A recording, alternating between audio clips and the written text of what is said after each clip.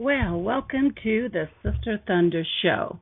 Before we get started, I want to talk to you about some issues. One of the things I want to talk to you about is some familiarity with countries. One of the countries we're going to be talking about and focusing on is South Africa. Most people don't realize that America have a lot in common with South Africa. Not only just the apartheid, the farmers, reverse racism, immigration. I can go on, borders. I mean, we can go on and violence. But what do Americans truly know? And what are we hiding from? And what are we afraid of? Are we afraid of the truth? Because my friend said to me, my past could be your future. That is such a scary scenario because when I look back at a thriving country like South Africa was, past tense, it was thriving.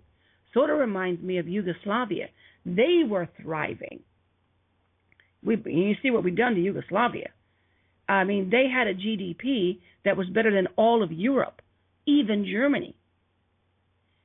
And South Africa, man, they were thriving in technology, in diamonds and coal. I mean, they had it all. And look what we've done to it. And I mean us, I'm talking about not the American people, but the American government. When Hollywood gets involved with a cause, and sometimes the cause is good, but when the cause is bad, it has a repercussion to it. And they don't seem to care what that repercussion has done, because they only care about their own. It's a cause.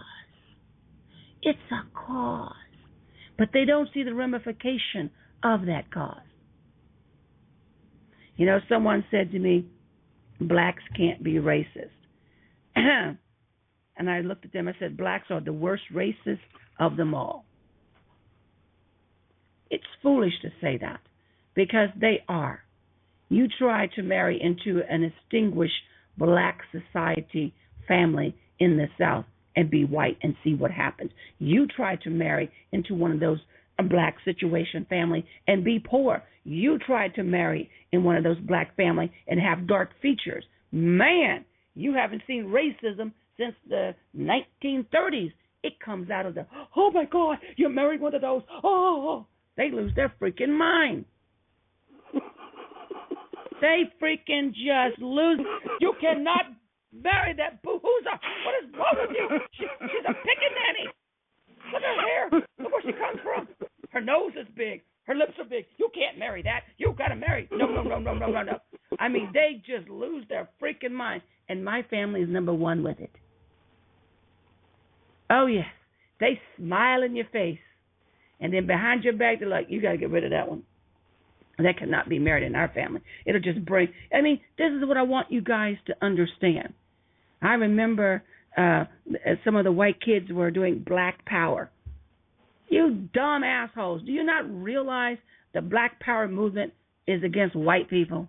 How dumb were the youth? It was against you. It's against the man. Who's the man? Knuckleheads. It's you. So when I hear that blacks can't be racist, it cracks me up, because they're the absolutely worst at it. I mean, we do it by skin tone, skin color, hair, kinky hair, straight hair, big nose, big lips, big butts, not big butt. We are absolutely the worst. And it only gets worse, I can only imagine, in Africa. But this is just in America. Only in America. So when I hear that, it makes me just laugh. I'm like, oh, they just lost all their freaking mind today. But I want to show you that, because you can't even have a conversation without people just going off the rails. Well, today we're going to have a conversation with a friend of mine who was born in South Africa. You know, I made this statement when I worked at a restaurant, and this Italian guy approached me, and he's from Italy, and his words were, I'm a blacker than you. I'm like, what? Dude, you're Italian. What are you saying to me? He goes, my grandmother is from North Africa. As the blacker than you. When he said that, and I looked at the picture of his grandmother, and said, "You're right. You are blacker than me."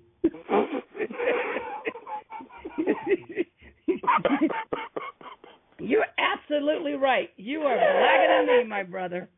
You go right ahead. Your family's from Africa, mine's from America. For how many generations? You got more African in you than I do. You're right. I give you crumbs. You're blacker than me. Oh, so am I. And so is my friend. She's born in South Africa. Damn it, she's a blacker than me. Oh, God, I had to say that. That has cracked me up for years. It is. I think about it. This is what you walk up and say to someone, as a blacker than you. Well, I'm more African American than you. Yes, I would have to say you probably are, my darling. By birthright. And that cracks me up every time I say it. Hey, I'll admit to it. Yes, you are, darling. Yes, you are. Good afternoon, Carla. How are you? Well, evidently I'm cracking you up. Totally. You know, sometimes you just got to laugh at the ignorance of people. But what makes absolutely. And what makes me more angry at people is when they take ignorance and try to make it a truth. And then that truth ends up terrorizing people because it really isn't the truth at all. Yes. And what do I mean by that? We're going to take a look at my friend's country and what we have done. And we're going to show you some comparisons that what could leave America similar to South Africa. I know you guys say, oh, that just can't happen. Oh, you are a lie from hell. It can happen. Never underestimate the anger and the hatred of people who we put in power. Because those same people who are in power, who hates this country, are some of the same people in South Africa who hate their country. And look what they have done to it. This is what hatred is. Reverse racism. You ask me, what is reverse racism?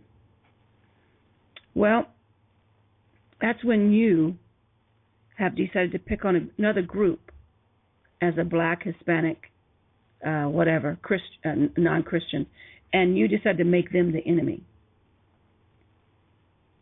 for nothing other than the color of their skin. I've talked about this before, and it angers me to no ends. Reverse racism is alive, and it is happening today. All over the world, Carla, all over the world. Yes, especially immigration. Yes. And I want to mention this one more time. I have no problem people coming here legally. Understand me. My arms are open wide. I would give the shirt off my back, but I will not sit back and allow illegal immigrants come across this country and demand rights that is not theirs. That, my friend, is breaking the law. When you have people who want to come here legally, have come here legally, but they're being put in the back of the line because strictly of their skin color, that is reversed racism. Well, Carla, I read a thing this morning about a guy who overstayed his visa by half an hour and he's been put in jail. Now, what I want to understand is, how do ICE have A, the agents, and B, the jail space for people like that? What was these thousands coming across the border can't be dealt with? Well, okay, let's take that case. What was he? Was he white? Was he European? What was he? He Russian? was white European. So let me get this right. We have a white European who probably will not bomb us. Yes. Probably will not be a threat to us. Probably working, not asking for money, no dole, no welfare, nothing. No. But an hour after he overstayed we're going Yes. to put him in jail. But all the Yes. illegals, we can't manage to round any of them up. Not a Not one. one. Not one. It's because of the Not color. even when you're taking their unaccompanied children back to them who are illegal. You can find them to give them the kid, But then you don't ask. but you can't round them up. And you don't ask the question, are you legal? No. And you don't ask the question. You see, my friends, that to me is reverse racism. Because It is. I can tell you that when you have as many kids unaccompanied, forget about the kids. Let's talk about the assholes that are already here and breaking the law. Oh. Let's talk about them. Because to me, you try to go to their country and do what they do to us here, you will be thrown in jail automatically. You try it. You need to ask yourself. My question is, Carla, how are they getting across all those borders and all the way across Mexico? Mexico could find our guy and throw him and keep him in jail, but they can't find these hundreds of thousands coming from the bottom of their country all the way across. Oh, they know can't it. They stop them? see it. No, you know what this is about. This is about getting the flood of immigrants, and this is what I said loud and clear, to make them slaves to the Democratic Party. Yes, because that's what this is all about. It's not about anything else. It's to make them slaves. And my poor Hispanic brothers and sisters, how stupid are you to think that our government actually cares about you? It's the same about the poor black African slaves who came over here. How crazy to think that they cared about you. They don't care. They only care about your voting power. And you're so stupid enough to believe everything they say that you don't do your own history to find out who is really for you and who is really against you. Yes. And this is not happening just in America. No. I want to talk about it in South Africa. So bring me what's happening there. Well, on the immigration front, Carla, about 2 years ago, we had an enormous, there are millions of illegal Zimbabweans living in South Africa because Zimbabwe, ruled by Mad Bob Mugabe, who has just said that there is no property for whites in his country and they must go. I mean, they've been taking farms away by force from white people for years. Okay, but so once that's he in was Zimbabwe? re-elected, Zimbabwe used to be Rhodesia. So Zimbabwe used to be Rhodesia. So the government is saying, I want everyone to hear this. Now, what makes no sense to me is like, if these people don't have the means which to support themselves and which to make things grow, but you're going to take a farmer who's profitable and take the farmer's land away and take all the lands away from all the whites. Yes. Now, and give it to people who have no will or means or ability to run it as a going concern, who destroy it totally and turn it into a squatter camp. So there's no food coming off those once hugely productive farms. No food whatsoever. Zimbabwe used to be the breadbasket of Africa. They imported nothing. They exported food by the megatons to the rest of the world.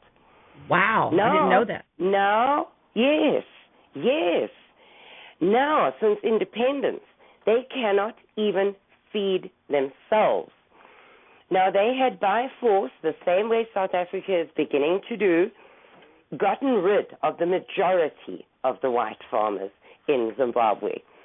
There were some who hung on till the bitter end through attacks, through their farms being burned, through all kinds of things. They hung on. And now, after the most recent elections, this last week, Robert Mugabe declared that there is no land for whites in Zimbabwe. They must go or they will be driven off. So the few remaining productive farms in Zimbabwe will now become arid wasteland. I want everyone to hear that. And the reason why I want you to hear that is because we're going to take the farmers here in America. I want you to hear particularly that. What are they doing with the farmers in America? They're driving the small farmers out of business. I want you to hear that. They are driving small farmers out of business. Now, to tack on to what she's saying, I'm going to tackle the black farmers. Do you remember a while back when the black farmers sued because they couldn't get the appropriated funds? Well, now I want to talk to you about that as a black person. Do you know I can claim one of those? And I live in California. If I had a plant, I can get $10,000 for my plant because I got a plant. A window box, yes. This is stupid. This should drive you mad, America. That is racism at its worst. Now, did it happen? Yes. But did it happen at this magnitude? No. And so what? They're bleaching the system. So now everyone who can apply for something. This is what I'm trying to say. They're going to ruin all farmers. Now you need to ask yourself, why? Well, the UN would like to push everybody into the city and leave the lands out there for them. I told you about population control. I told you UN wants the land. I told you Monsanto is a part of all this, and it still remains the same. It remains the same even in Africa. Even in Africa. And Africa is too dumb to realize it. Yes, I said it. And I'll even take it even one step further. The American Indians, my people, dumbasses. I'll say it again, dumbasses. Why? They believed Obama. Obama is a custard. You know how he ended, but I ain't going to go there. Anyway, buyback. Any of the Americans know that we're doing a buyback program? We're buying the land off the American Indians. Yes. I saw that. And then what happens? Because once we buy their land, we're giving them money. What happens to the American Indian? What happens to the land? Who's buying the land? What is the land going to be used for? Where's the Indians going to go? So you're going to tell me we're going to buy the land from them and then give it back to them? Is that what you're saying? Because if that Indian believes that garbage, let me sell them a road to China. Yep. Yes. You see, yes. This is what we're talking about. Government out of control. But it's reverse racism. Go ahead. It started in South Africa with they would buy anyone who was dispossessed of their land prior to 1913, when the South African Land Act was promulgated. If they had a claim on that land prior to 1913, then between 1994 and 1998, they could put in a claim against that land. And in 98% of the cases, the land was granted to the person who claimed it. Wow. Now, the theory was that you would be fairly compensated for your farm.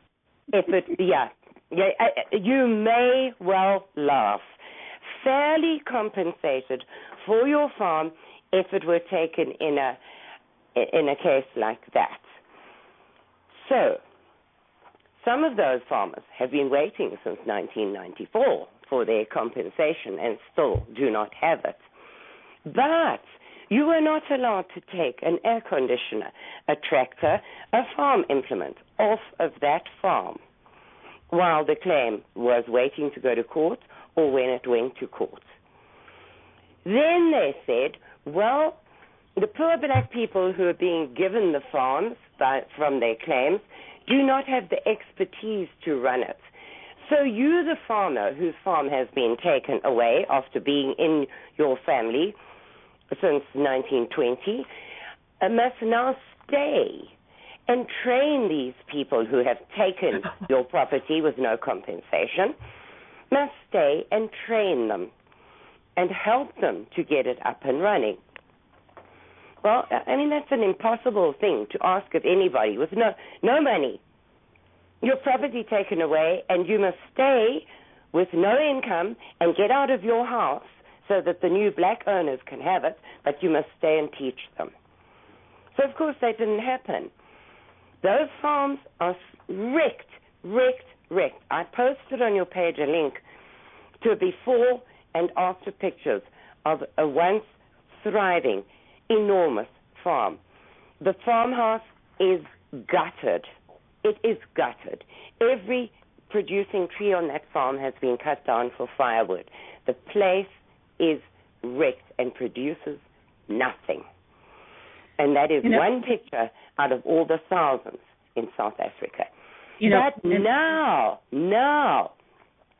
the cutoff date for those claims to be in was 1998, I think. I stand under correction. This year, the president, Mr. Zuma, has reopened those claims. Oh, no. You can now start again claiming property.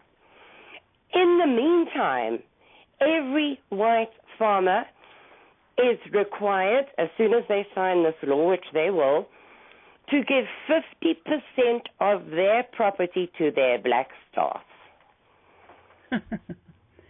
Okay. I want...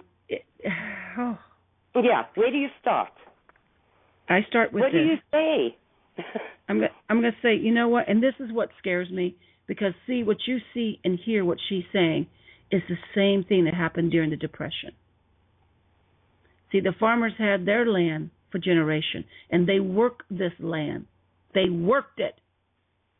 But then you had they these put few... blood, sweat, and tears into that land, Carla. Exactly. In the Dust Bowl. You got to understand, this is a Dust Bowl. This is not a land that yield, okay? It yield nothing. You had to actually work the land. And then you toiled the soil. And for generations, these families out there did this. Now, this is in America. By hand, Carla, yes. Without modern equipment. Okay, so I want people to understand. And then all of a sudden, they found out, the government found out, a few rich families found out, the bankers found out there was oil on this land. Yes. Do you know that 2/3 of these family farmers had to get off their land and move someplace? Yeah, you heard me. Because all the bankers put the notice out. They didn't give them 2 days. They didn't give them that. No, they wanted off the land immediately. They put them on cargo trains. They thought they would come to California. The California police beat them, took their water, took their ID, and they left them in cargo trains in Mojave Desert, and they died. 7 million Americans, blacks, whites, they were all poor because they were farmers. Now, Granted, this was in America, and it happened in the 1930s, but there is no difference of what's happening in Africa today. None. Because when you take someone's land that they have worked their asses off, this is the same thing. They worked their ass off. 1913, some of these families in America had their farms back into the 1800s. So long time. You ask someone to give of themselves. They do what is natural. They farm it, and they pay the wages for the people to help farm it. But then you decide to give a corrupt administration power. Now, where have we heard corrupt administration? You decide to give a corrupt administration power to take back something that's been in someone else's family to someone who doesn't even deserve it. You know, people, you get what you deserve. So if Zimbabwe starves their asses off, damn it, let them starve. Because it's their fault. They had the food supply. They had the window of opportunity of feeding all, but yet they threw it away. They threw it away by trying to do something that was incorrect. And so where does Zimbabwe stand today? They're still trying to take more farmland away? The last of the white farmers, the last of them, are now leave voluntarily or we will burn you out, literally. So America, I want you to go ahead. Yes, go. If you look at what happened, everyone knows about the Cliven Bundy case. If you look at that, a few years ago there used to be 32 farms around Cliven Bundy. Today he is the only remaining one. Yeah. Now that is a huge rate of loss of food supply in a very, very short time. Yep. In America, go ahead. And that's here. That is here in this country. And the BLM is doing it to Cliven Bundy in Arizona, on the Red River in Texas, and who knows where else that hasn't come to light yet. You cannot tell me the two things are not the same. So what they have in common? So we had, what was the name of the Zimbabwe. Yeah. Who was the breadbasket for Africa. You have America, Arizona, Oklahoma, Texas. You already know Utah. I can go on. All of these were the BLM, who is our breadbasket. That's our breadbasket. America, wake up. That's our farmland. That's our cattle. That's everything. Yes. And they want. And then you wonder why things are so expensive today. Why has the price of meat gone up? Why has everything skyrocketed? Because the farms are diminishing, and those that are there are being regulated out of existence.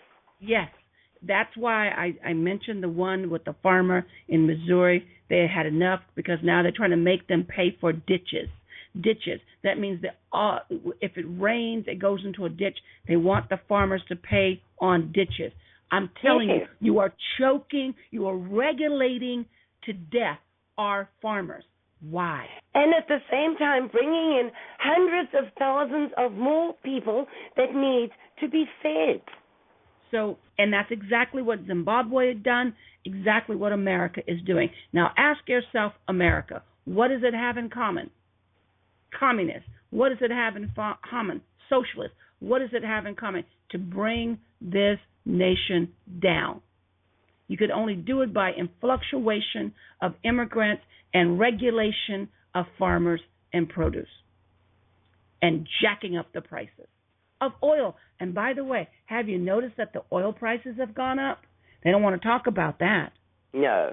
But that's just one similarity. One. And it is so similar. Go ahead. So now let's talk about illegal immigration, which is where I started off. Now, Zimbabweans were fleeing the tyrannical rule, and I know you don't like that word, but it's the truth, the absolute one-man rule of Robert Mugabe. Yes, and the lack of food and the violence and the slaughter going on in Zimbabwe. And they were crossing the Zambezi River into South Africa. Now, I want you to say it again. Slow it and say it again. Because I want every American to hear this. Because does this not sound familiar? Say it again. Why are they leaving Zimbabwe? They were leaving because there was poverty, no food, war, bloodshed, and a rule of an absolute tyrant whose word is law. He has a pen and a phone, and he can do whatever he likes and has done for many, many, many years. Those people were fleeing across the river, does this sound familiar, into South Africa. Now, the South African government gave them a partial amnesty, that they could get their papers and a work permit and stay there for a specified time. I'm not sure if it was a year or 5 years. I'm not sure. But South Africa already had over 23% unemployment. Wow. And we had over 23% unemployment. And yours here could be just that. We don't know the real numbers here. Oh, it's up there. I want to say this to the black community. In your community, it's 16% already for the youth. For the non-youth, it's 20%. So now I want you to see what we're talking about. It's the same. They flood the gates. And they flood the gates. Go ahead. Say it. I want to hear it. So they let them in and gave them partial amnesty. But because of the high levels of unemployment and the poverty amongst the unemployed in South Africa, the local blacks rose up and attacked these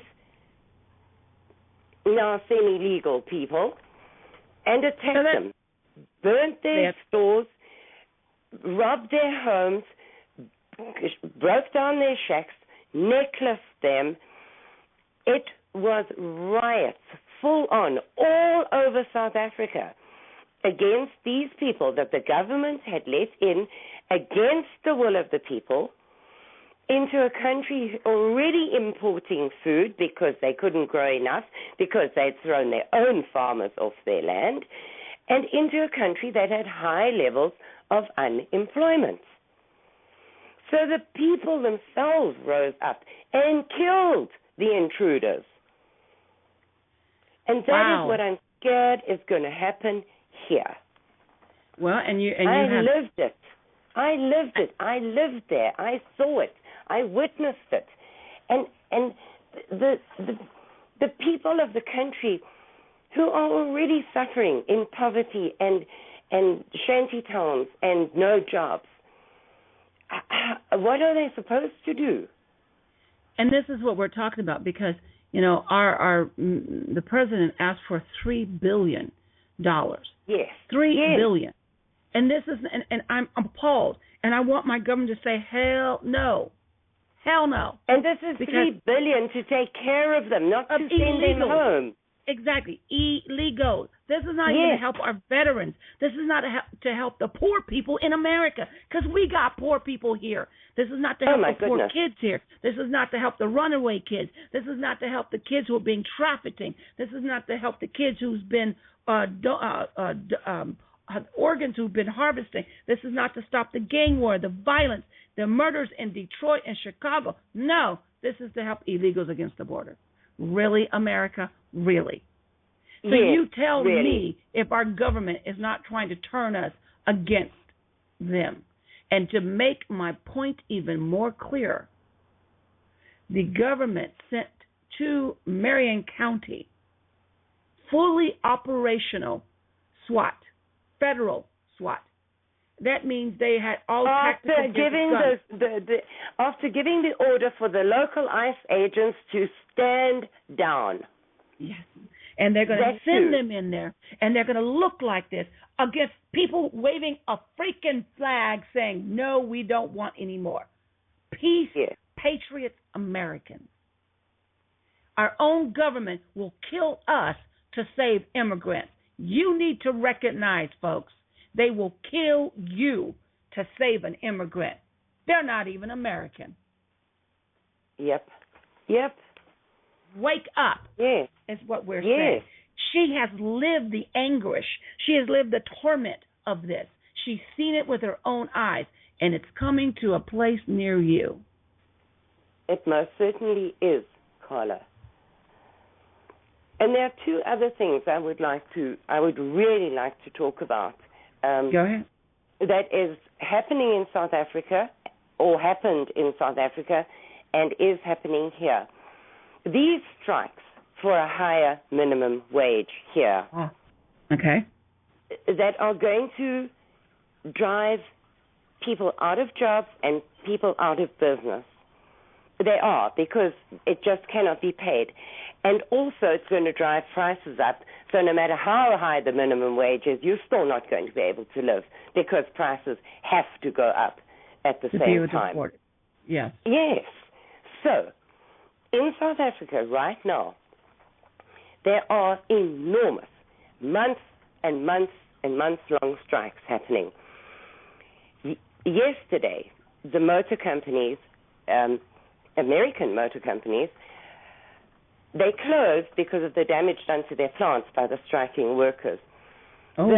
The unions have told them, get out of our country. Wow. Yes, they have. And the platinum mines, run by Anglo American, are also threatening to close down business in South Africa because it is unsafe.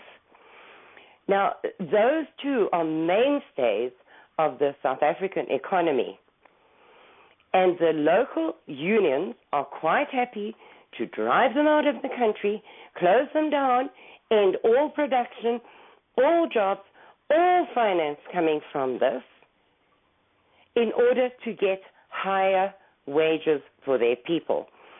And they refuse to see that if the company closes down, there will be no wages. And exactly that is happening in this country at the same time.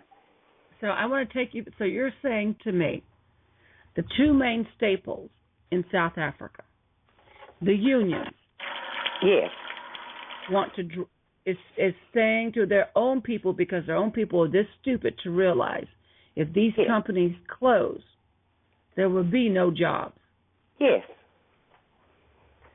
Now that sounds like, and that doesn't even sound like South Africa. That sounds like America. It does, doesn't it? It doesn't it? Only the only difference is that strikes here are generally people wandering around with placards and shouting. In South Africa, I've posted a link on your site as well to photographs of strikes in South Africa. It is thousands, and I mean thousands of people taking to the streets with a knopkerrie. I don't know what you would call it in South Africa. It's a typical African weapon. It is like a walking stick, but with a round knob of wood on the top, wow, which they hit you in the head with. It's a club. A club sort of thing, yes. That's called a knopkerrie in South Africa. You will see them taking to the streets in their thousands, armed with these and machetes, and attacking, burning, looting, destroying everything in their path, tipping over cars. They have now started going into residential areas and attacking people in their homes, all in the name of a strike for higher wages. Well, who are they? I guess my point is, who are they attacking in their homes? Are they attacking the people who own the plant? No, just people. Just black, people. white? Random people. Mostly just white. anyone. Anyone. Just they attack anyone. each other. I must admit, I am not saying it is only black on white. There is black on black involved here as well. I don't want anybody to think that I'm saying this incorrectly, but the residential areas that they are going into are white. And the shopping centers that they are destroying are white. Okay, I'll make this statement, and I want everyone to hear me loud and clear. If it's a white neighborhood, guess what? If it's a white shopping mall, guess what? It's not like, we got mad, and I'm going to say it like this. When the Rodney King verdict came out, you got black people killing up their own neighborhood. I'm like, are you guys so stupid that you go burn down your own damn neighborhood? Yeah. And then my thought was, I know why you do it, because you don't dare go into a white neighborhood and do it, because then your ass would get shot and killed. So you burn down your own. See, I got it. I was like, yeah, okay, you may be a little stupid, but you know where to stay, as I say. But my thing is, you're right. You're absolutely right. It is here. I remember when they did the, what was it called? The people who were staying in the parks in New York, and they would go to these bankers' homes, and they would and stay out there. Occupy Wall Street. Yeah. Yes. When they went to people's homes and they terrorized people's kids, Yes. And I'm gonna tell you like this: if that had been me, and you terrorized my kids, I would have whooped your ass right where I saw you. Arrest me, but your ass is gonna get a whooping. Do not mess with my children, because you're going to see a mama bear, and lipstick ain't going to be one putting on. You don't mess with someone's kids. That was so wrong. And I don't care who you are. You don't mess with people's kids. Yeah. And I say that to say, if I was in Africa, South Africa, it's the same thing. They're going to go where they think they're going to get the big bang for their buck. Their bang for their buck is not a poor black neighborhood. It is a middle-class white neighborhood where they can steal things, where they can get things. That was their outcome. And the fame of killing and torturing white families. Because that gives you street cred. That, to me, is the most horrible thing you could ever say to me. But I know it's true. I know it's true. And now, that leads us perfectly into the last thing I really want to talk about, is gun control. Because you just said, if somebody were to come at your family, you would defend them with everything that you have got. You better bet your sweet butt. At the moment, in America, you are allowed to be armed and dangerous. Yes? Yes. So you could defend. You could. I see they are suing people nowadays for defending themselves, which they do in South Africa. But we'll bypass that for the moment and talk about gun control. In South Africa, always, even under the white rule, you had to have a license for your firearm. Okay. You had to. So when the ANC took control in 1994, they knew exactly who and where the firearms were. And they passed legislation in 2010 that all firearms need to be re-registered with the government. And people went, and because South Africans are basically a very law-abiding nation, they went along to do it. More than 50% of those applications were turned down. About another 30% are still waiting for answers, but you had to hand your firearms in while you waited for an answer. I didn't know that. You had to hand them in to the police until they gave you a yes or no answer. Essentially, they disarmed all law-abiding citizens who had licensed weapons. And then firearms started disappearing out of the police lockers, out of the police safes where they locked them. Policemen were recently taken to court for selling them. And these were not being sold to licensed, law-abiding people. So essentially they took away from the white populace any means that they had to defend themselves. Does it sound familiar to you in any way? Yes, it does. And this should be, again, frightening to America. Because if they take away our guns, they take away liberty, freedom, and authority. Because then we don't just have the right to protect ourselves. And I want everyone to understand the Second Amendment really wasn't about farming. It was about to protect ourselves from our government from being out of control. Yes. Our freaking tyrant of a government. That's what the Second Amendment truly is about. Because if we didn't have that, we would still be under British rule, America. Yes. Yes. And this is the reason why they want. And I want every American to understand. Do you know who really wants our guns? UN, the United Nations, the bankers, the aristocrats. I can go farther and farther. The monopolists, the tyrants, the one world order people, the Vatican. Yeah, I said it, the freaking Vatican. I go even further and say imperialist. Because if you're not armed, you can't protect yourself. You can't protect your neighbor. You can't protect your goods. You can't protect anything. And when the food supply dries up, you can't hunt and feed your family either. Exactly. So now, let us get back. I want every American to understand the real reason. And every black American in America should be upset. Because if it wasn't for the NRA, I said it, NRA, blacks wouldn't be able to survive the South from the Democrats who run through as freaking KKK to shoot up your town. It was those NRA members who brought you guns and taught you how to use them. Just saying. Know your history. Yeah, just saying. Well, Carla, you know you had that terrible violence in Chicago over the 4th of July weekend. Yes.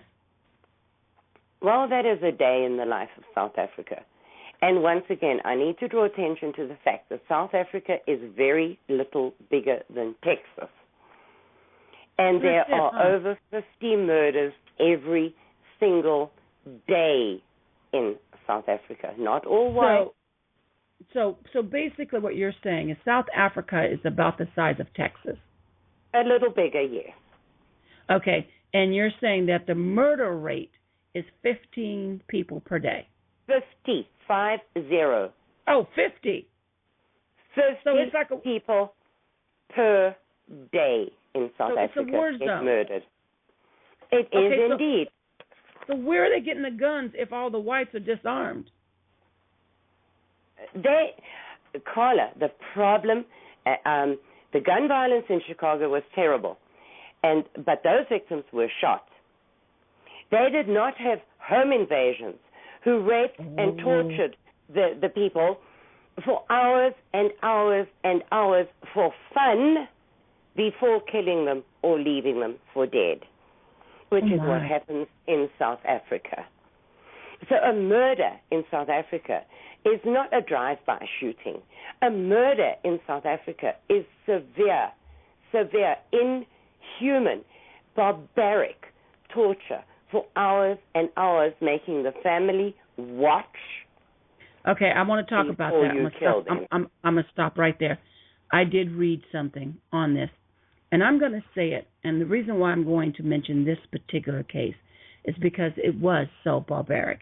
It goes beyond human consciousness to me. As a woman, as an American, as a Christian, it just rips out anything that says human in me. And if I ever see these kind of people, I don't know if God in me would come out. I'm just going to be honest. Because to me, they shouldn't even have the option to live. There was a case, and I don't want you to say anything, and I want everyone to imagine. Just imagine you're at home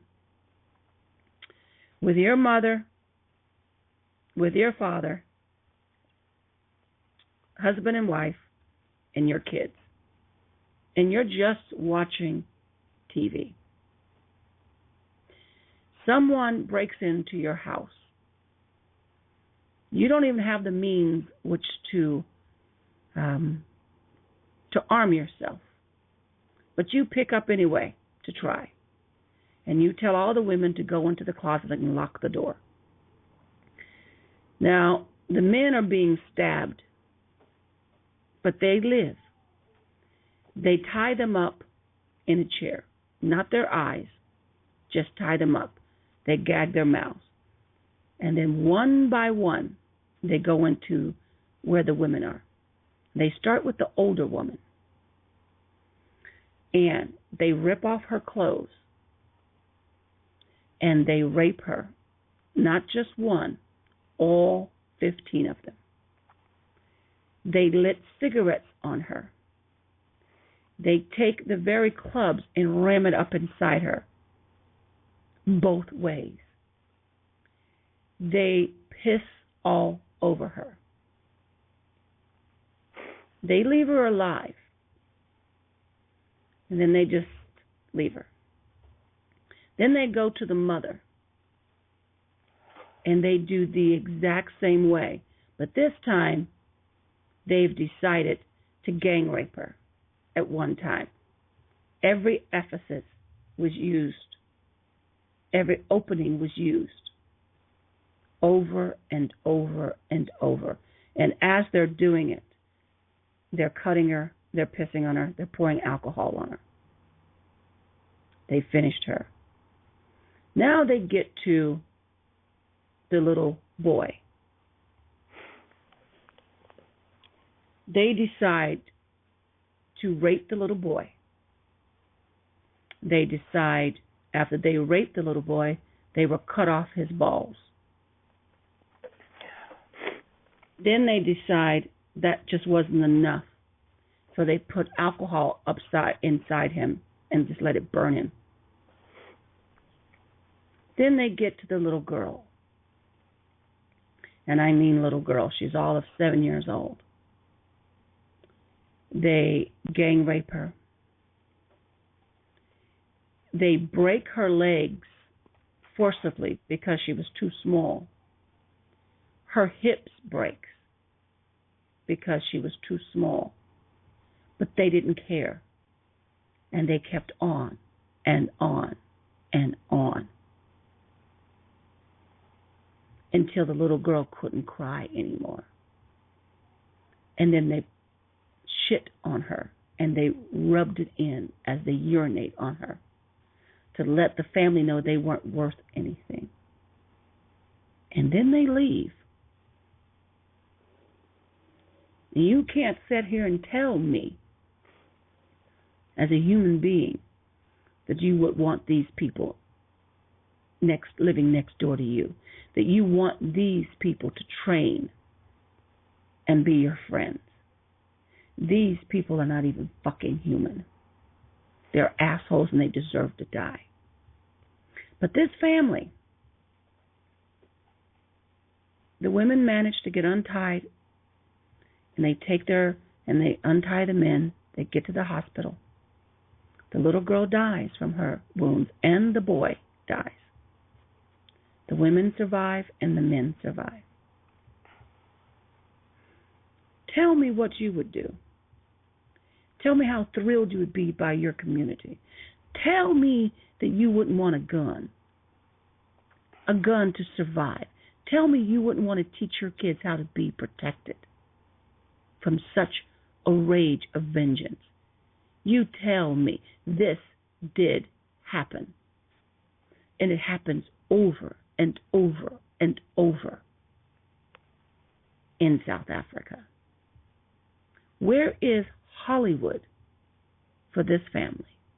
Where is our government for these families? Where is the Christian outpour for this family? This is who we should be allowing in our country, not the ones who come across the border illegally, because they are the ones still living there in Africa, in horror, in torment, don't know which way to go. Tell me, America, what would you do? Okay, Karen, you can say something. I just had to say it. I can't because that's my country. Those are my people. And people, if anyone should be given refugee status in this whole world, it is the white South Africans. There are less than 3 million of them. Surely the Western world could accommodate them and fit them in some small corner of their hearts instead of making life so difficult and refusing to publish or take note of what is happening. Yeah, I cannot understand why the world deliberately is blind to this. It is no different, Karen, that we are blind to the harvesting of organs in Serbia. This was in 2000. This is just years ago. We trafficked the girls. I'm saying this to you, America. This is happening daily in South Africa. If this was your child, and this is like a badge of honor because the kid was blonde. Yes. She was blonde. She was 7. She had a whole life to look forward to. And yet they did this to us. Now, if this would have been an African child, the media and Hollywood would have been in a freaking nuts uproar. Where is Hollywood when it's the opposite? This is reverse racism. What did this child do to deserve that? What? Someone can tell me, what did that 7-year-old child do to deserve it? You tell me, because I really want to freaking know. Yeah. And yet, you're going to sit here and tell me that those children who come from South America made it here on their own to live here. But this child who didn't do anything to anyone besides being white, I'll say it, being white, is not welcome here, Carla. I want America to wake up. I'm not saying every country is bad. We have done some bad things. I've proven it to you over and over, and we're still doing bad things. But as a Christian, you should want better than this. You should want better than this. That's what I'm saying to you. How can you allow this? How? Who wins? Who? If your heart is not touched by the death of that child, then you do not have a heart. How many kids is it going to take for you to wake up, for you to help, for America to see? How many kids are going to have to go through this? How many? See, this is what I'm talking about, reverse racism. It doesn't work. It never has. It never will. If this is what our country... Go ahead. Carla, my question is, why do the majority, there are over 40 million people in South Africa, 3 million of whom, possibly 3 million, are white, which is about 7% of the population. Why does a 93% majority require affirmative action laws denying any white person the right to work, to protect them from 7% of the population? I cannot wrap my head around it. I just cannot wrap my head around why laws of that kind are necessary to protect 37 million people from 3 million. It doesn't make sense. But none of it makes sense. None of it. You know, I made a statement yesterday that in the black communities, they vote the same all the time. And it always bugs me that they vote for the wrong person. They would rather vote for a dope dealer, yes, a crackhead, yes, than to vote for something yes, that's going to really make changes because it's uncomfortable. Well, our present president, President Zuma, is a goat herd with a grade 5 education. Well, and he is the president, and they have just re-voted him in. And the next one is more than likely going to be Julius Malema, who failed woodworking at school. How the hell you fail that?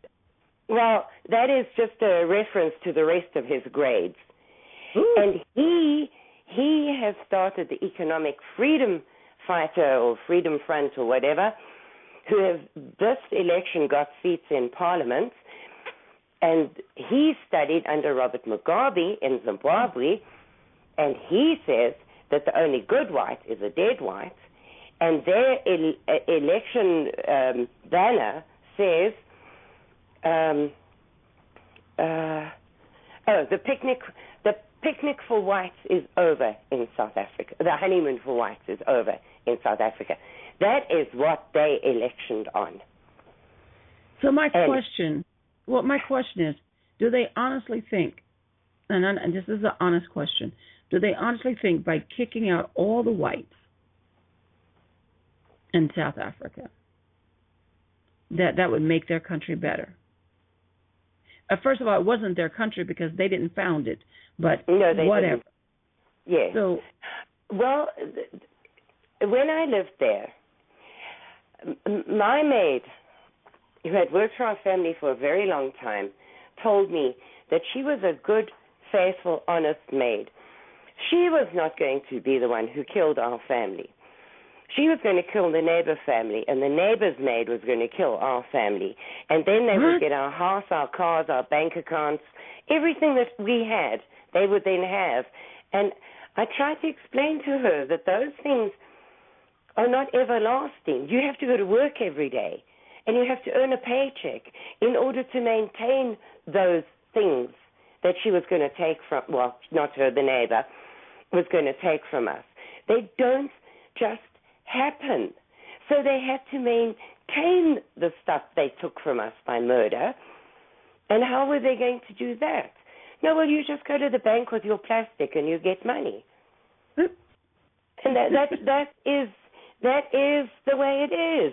So we apparently have some endless supply of money at the bank, and we just get, with that money that we just get, we get cars and homes and things, and once they take it from us, well, then everything's glorious in their land. and they And so, really, yes, they do believe that if they take it from you, and Julius says, it is not stealing if you take it from whites. It is taking back what is yours. wow, that sounds like Malcolm X in the day. Well, that's I mean, a politician in South Africa today voted in the last elections.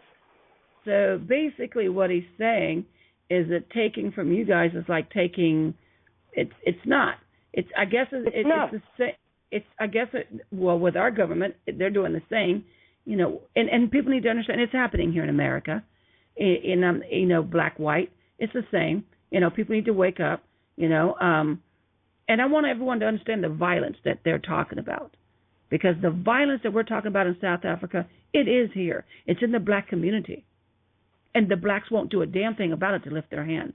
The gang violence, yet you want to take the guns from those who need protection because of the people who have the guns. It doesn't make sense. And what we're saying here is that they think by getting all, and I'm going to tell you, I know some people who think this way, killing all whites will solve all problems. That's what they think. I know people in America who think that way. They think that whites are the root of all evil. And we haven't got to look any further than Jay-Z, my friends, because the appendant that he has says whites are just evil. So this is prominent even in America. And did you know that your Black Panther leaders have just been to South Africa? This is their second visit in about 2 years, calling for an all-out death of the whites in order to create a black homeland. Now, I want everyone to understand this. When the black, and this is what I'm talking to, I want people to understand. When the DOJ, the Department of Justice, would not prosecute the Black Panthers from standing in front of a polling for voting for intimidation, who do you think they were intimidating, blacks or whites? They were intimidating white people. That's who they were intimidating. These Black Panthers have no other recall but violence. That is it. So now you're telling me now they're in South Africa again. Yes. It's their second visit in 2 years. They have teamed up with Julius Malema's economic freedom fighters, and they are calling for the death of every white. Now, I don't think that the blacks in South Africa need any more fuel added to the fire because they're quite happy to kill all whites. I guess my question is to you and the whites that are there. Why aren't they getting out? They can't. Why not? They can't. Talk to me. All right. Tell America why they can't get out. Tell us. If you take away people's ability to work, you take away their ability to move because they have no money. And to come to America, you need to prove that you are self-supporting. You need a sponsor that will sign their life away, stating that for 2 years you will not take any government support whatsoever, and if you do, your sponsor will be responsible for paying it back. To get a visa to come here costs in rands about 25,000 rand. The general income in South Africa is 3,500 rand a month. So to get together 25,000 rand when you have no job, no place to live, and no income is impossible. To get a sponsor is impossible. And then your airfare is another 22,000 rand per person to come here because you have to have a return ticket.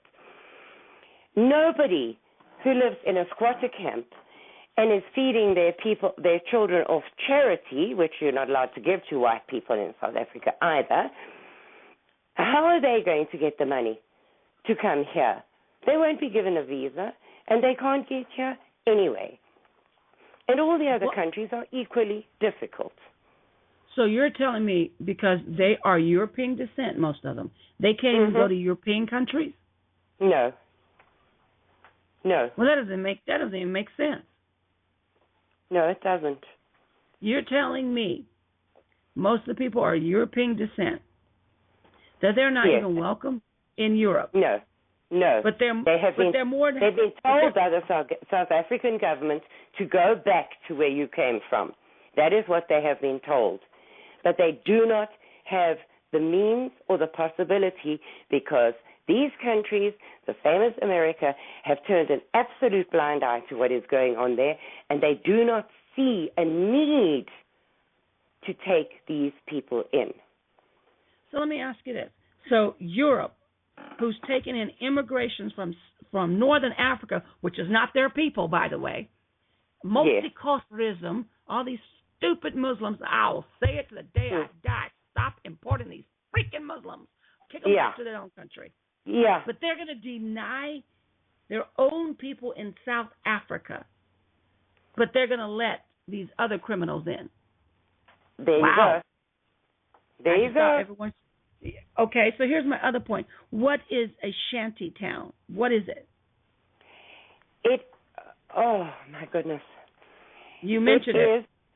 It is a piece of property which was lying idle, which people have moved into and built themselves houses of cardboard boxes and roofing tin and road signs to live in.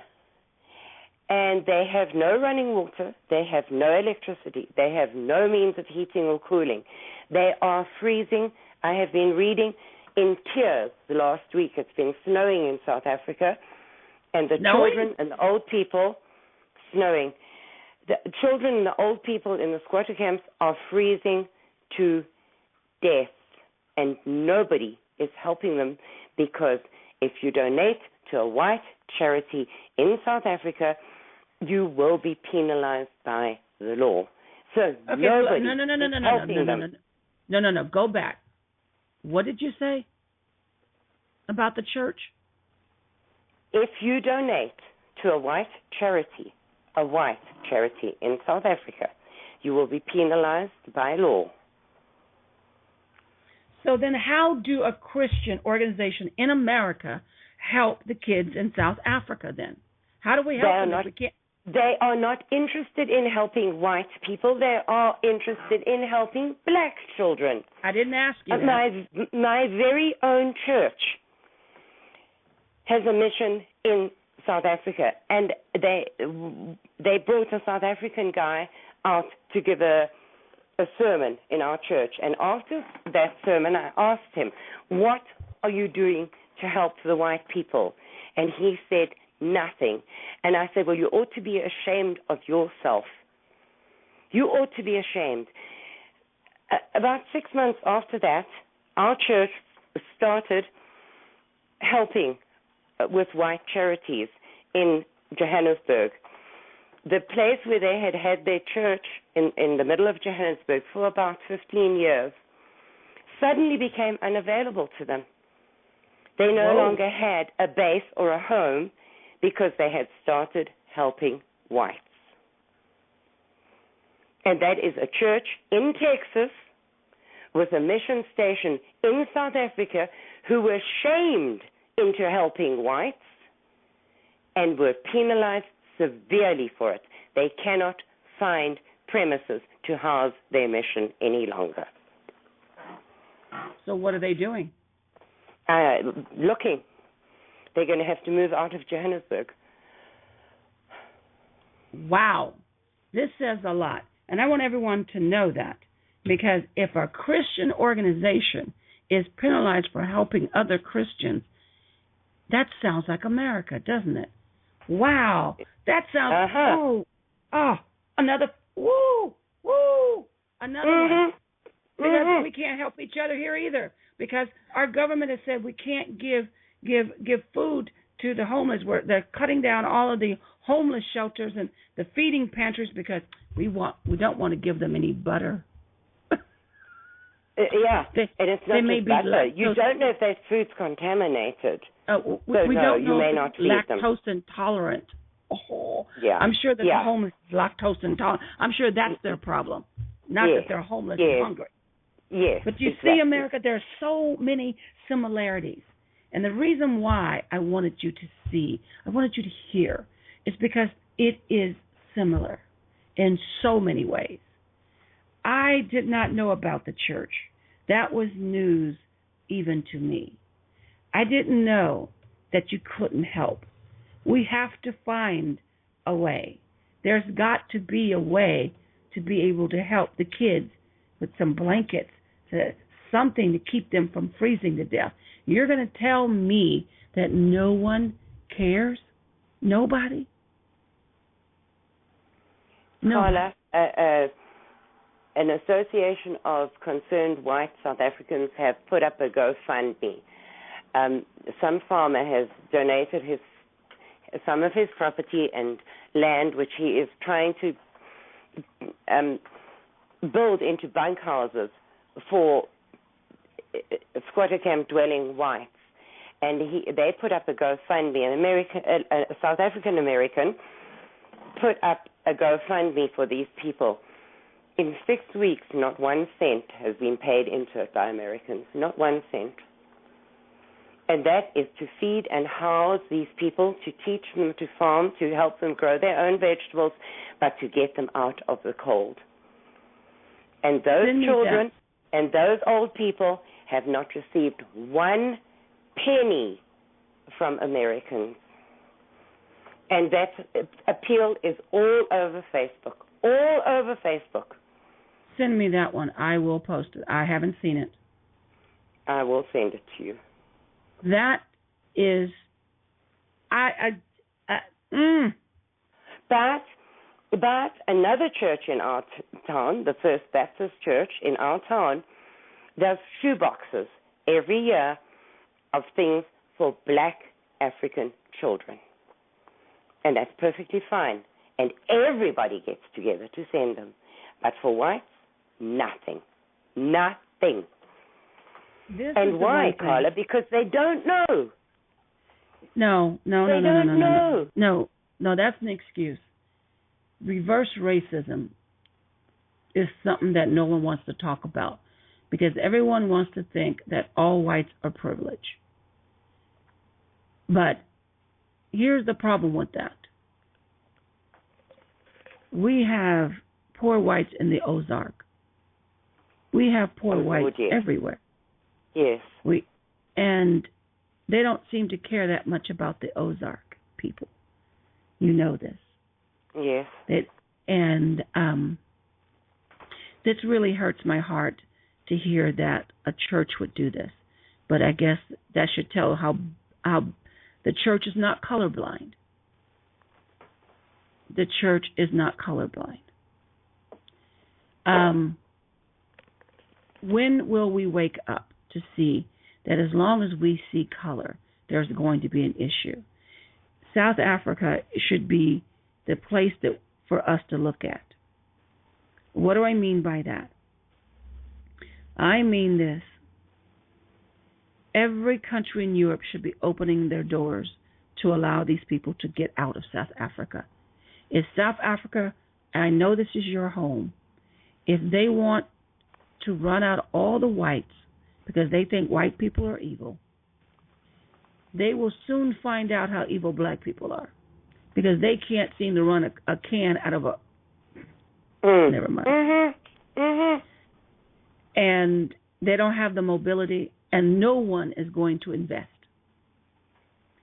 The only people who are going to invest are Muslims, Chinese.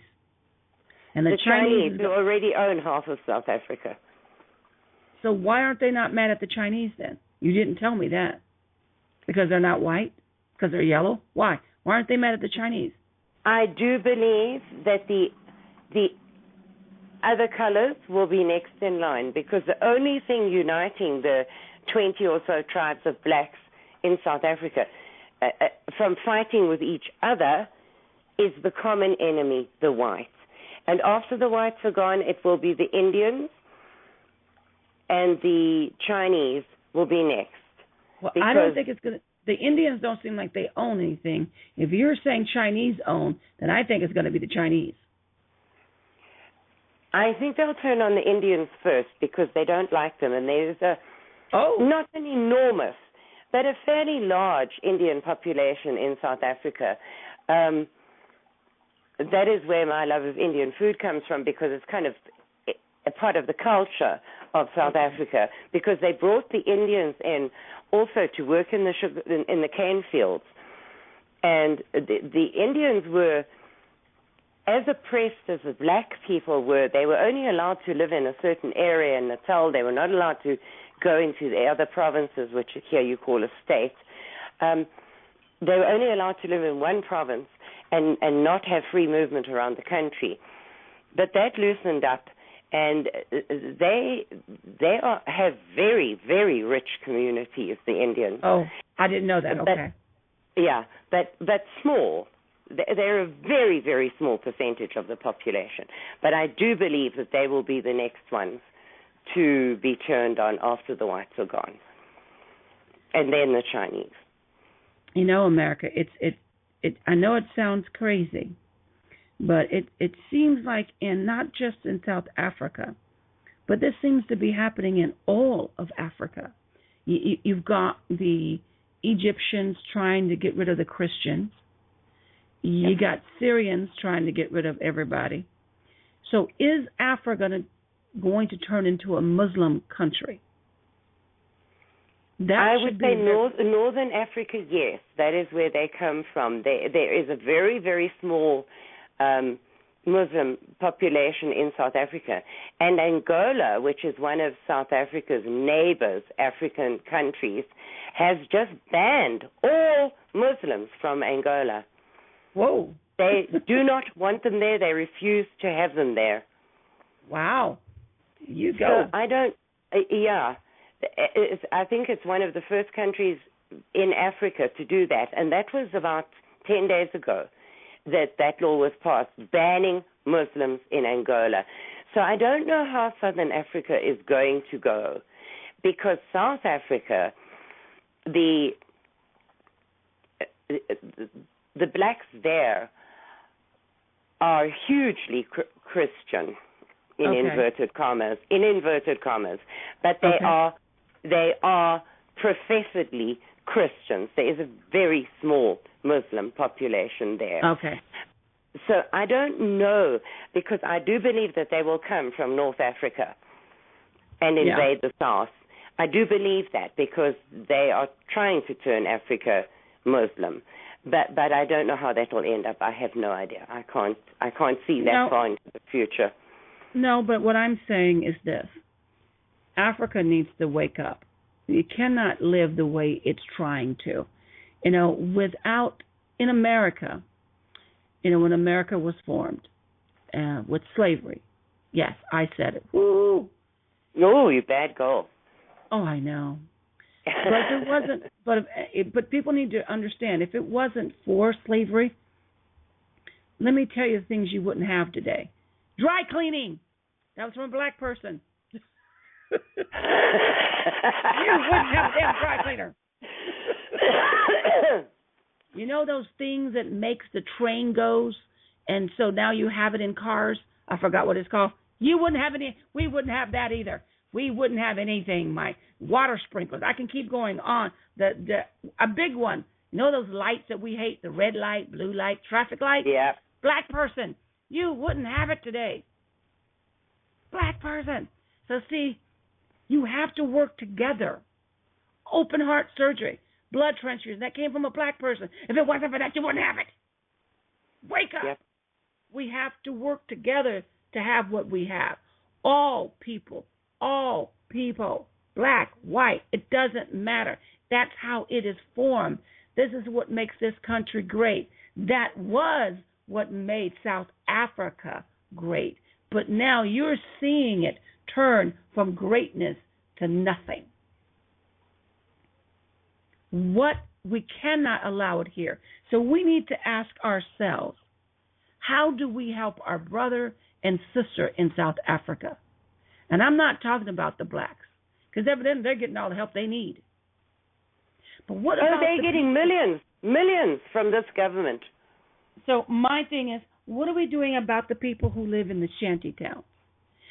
And it makes me wonder if they're educated or uneducated. But I guess it doesn't make a difference in your country. If you're educated, you still can't get a job. No, you can't. So affirmative action in reverse. Is that what's happening? Because it sounds like you got affirmative action going on, but it's not for whites. It's only for blacks, and so then if 2/3 of your population is blacks, then that means the other population don't work. Only whites are not allowed to work. So who is these judges? Who are the teachers? Who? That's what I'm asking. Black, and black. So you've turned America, because of your genocidal activity with apartheid, have turned a country that was doing well into a country that probably won't be able to feed themselves within I don't know how many years. No, they can't. No, they can't. They never imported food. Don't forget, there were sanctions against South Africa. We could import nothing. So we grew it all ourselves. Now we export nothing and import tons of food from the rest of the world, mainly Russia. Now that's interesting, because isn't that how they want the world to be? They don't want countries to, when you join the EU, everyone thinks how great that is. But when you join the EU, your farmers get screwed. Now, Germany doesn't, but the smaller countries' farmers get screwed because they don't want them farming. You don't realize you give up who you are to join a one world order, and the only thing they want to do is control every aspect of your life. Absolutely. And this is what is happening in South Africa. So I ask you today, look beyond the color. But don't look beyond the little girl at 7-year-old that was brutally raped to where her legs and hips were broken. And they pooped on her, and they urinate on her. And everything else you can imagine. And she died. I want you to imagine her as your daughter. Wouldn't you want to get out of that country? How can we help these people? We weren't there for her. Don't let another victim die because of it. Each day we take a breath in our country, we have freedom. But it is slipping. It is so slipping. But even the freedoms we have today, we should be able to help a child in South Africa. Not only blacks, but whites. If this is happening at the multitude that I know it is, You're going to give an answer for this, America. And I'm going to say it to all the black pastors. You will give an answer to God because you got blood on your hands, because you didn't stop it at your church. I'm calling for all churches in South Africa. If you are allowing this, you have got blood on your hands of an innocent child. Forget about the adults. The innocent child, you have their blood, and you will be held accountable for it. May not be. We have to draw attention again to the fact that in South Africa, the blacks are told by the witch doctors that the cure for AIDS, which is rampant in South Africa, rampant, 2 in 4 people, blacks, have it. So they are told that the cure for AIDS is to rape a white baby. And they are doing it because that is what they are told. And they believe it. So we need to not say, think of that child as your daughter. Think of any white female baby and understand that that is the threat against them every minute of every day that they live in that country. You know what, America? We always think about adoption. How about stop adopting Asians? Let's go. If we can do nothing else, adopt the little white girls out of there. Adopt them out of it.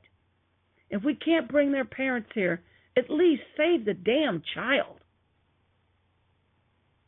I can't even I'm telling you, honey, they would have to kill me because I would have been on the hunt for those bastards.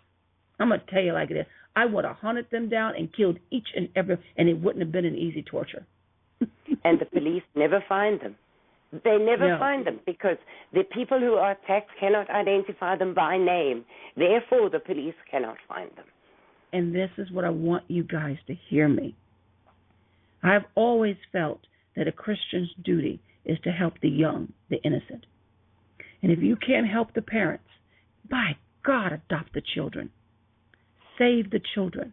And I know that can't be an easy thing for a parent to give up their child, but I guarantee you a parent will give up their child if it means that their child is safe. Because they would not want that child to be in harm's way. No one wants that. So I ask you, let us look to this. Let us see this for what it is. This is our duty as a Christian. We can do this. We can help each other. But we've got to start today. I had no idea that the witch doctors are going around saying to rape a freaking baby, a white baby, to cure AIDS. Now, I know I'm out of touch and I'm getting ready to go off the air, but I'm going to make this statement. I know that HIV did not start in Africa. It started in a laboratory in America. I haven't found yet how it got to Africa, but I will find it. Be aware of that. I will find it. One way or the other, we will find the trueness of it. But back to the main problem. America, we need to lock arms with our brothers and sisters in South Africa. We need to lend a hand up to the brothers and sisters, white brothers and sisters in South Africa. Yes, I said it. A black person actually said it. Help a white person. Woo-hoo! Can we get it done? My God, you guys are so stupid sometimes. I have to actually say white. I don't like saying it because it's stupid to me. They're human beings. They're ours because we're one in Christ. We can do this. We should do this. We need to do this. We have to do it. We have to help each other. And it doesn't matter that they're white, but that's the one that's being harmed. That's the one we need to go after. Any last words, Karen? Just, again, a plea. Open your ears, listen, research for yourself, and spread the word, because the media is not going to, and people need to know. People can't help unless they know the problem. Spread the word. Please spread the word and do your research, you will find that what I have said on this program is a minute percentage of the problem of what is really happening there. Please, please, please, research for yourself. Post it everywhere. Draw attention to it. Speak about it in your churches. Make the world pay attention. Please. That is the only thing I can tell you. Help those people. And I'm going to say help our people, because they're not those, they're ours. One of the things that no, that's okay. One of the things that really gets to me is that there's got to be an organization in South Africa that helps white kids. What is that organization? Do we know it? There's got to be a church there. There's got to be something that we can small send money. Communities of white people helping white people, but that's where it's at. You're going to tell me that there's not? You're going to tell me today there's not one freaking church there that's helping? There must be, but not that I know of. Okay, because I would get really upset then. No, there must be, Carla. I cannot bear to think that there isn't, but it is the help that I have seen is communities of better off white people helping the others, and the poor people help each other the most. Well, the people who have nothing are the people who help each other the most. The problem is how do we? It's like I would like to start something here to send there, but how do we do it? How do we get it? I will send you the details of this farm that is being started to house and teach and help these people to grow their own food, etc. I will send you the details of that, because that is run by an Afrikaans farmer family, and they are doing incredible work on a shoestring. And the more that they get given, the more people they can help, is what I'm thinking. I don't know them, so I'm not tooting a horn for a favorite charity or people I know.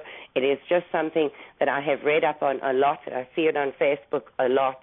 And I think that is a very worthwhile place to start, because racist or not, they are doing it for white people only. Do you think there's a possibility of you ever getting in contact with those people? I would like to talk to them. I could contact them on Facebook. Well, you contact them. Give them my phone number. Give them my Skype. Well, give them whatever. I want to talk to them. I want to have them on air, and I want you on air. We need to get this done and get it done now. All right. I will contact them now and see what can be done. All right. I'll talk to you later, babe. All right, Carla. Thank you very much. Signing off. Good night, guys. Bye. Bye. For big savings on all the things your family loves, make Albertsons your go-to supermarket. Stop in this week for fresh rib half pork loin or all-natural assorted pork chops, bone-in for 88 cents a pound. Plus, pick up a 10-pound bag of russet potatoes for 98 cents each with a $10 purchase, limit 1. And Coke, Dr. Pepper, or Pepsi 12-packs and 12-ounce cans, or 8-packs and 12-ounce bottles are 3 for $8.88 when you buy 3. Fresher meats, fresher produce, bigger savings. Albertsons, it's just better.